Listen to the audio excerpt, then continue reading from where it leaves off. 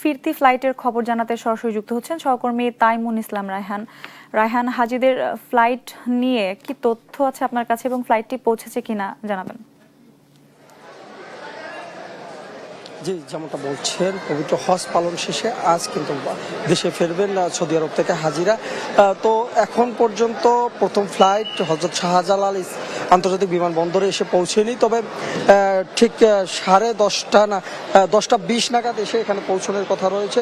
একটু যদি জানিয়ে রাখি যে গতকালকে মূলত রাত 12:10 সৌদি আরবের স্থানীয় সময় জেদ্দা কিং আব্দুল আজিজ আন্তর্জাতিক বিমানবন্দর থেকে উড়াল পথে কিন্তু প্রথম যেই ফিরতি ফ্লাইটটি সেটি কিন্তু রওনা দিয়ে সকাল 10:20 নাগাদ এসে পৌঁছানোর কথা রয়েছে।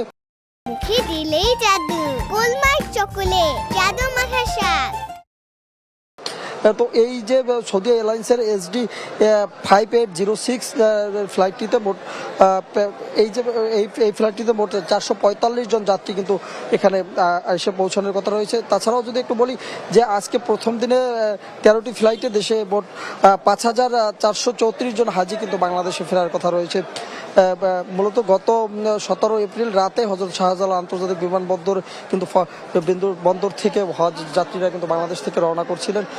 তো এখনও ফ্লাইটটি এসে পৌঁছেনি। এখানে হাজিদের স্বজনরা এসেছেন, তাদের অপেক্ষা করছেন। তাছাড়া এই যে সকল হাজিরা আজকে প্রথম দিনে বাংলাদেশে এসে পৌঁছাবেন তাদেরকে কিন্তু রিসিভ করার জন্য বিমান বাংলাদেশ এয়ারলাইন্সের কর্তৃপক্ষ সহ তারা কিন্তু এসেছেন এখানকে এবং হাজিদেরকে তারা বরণ করে নেবেন।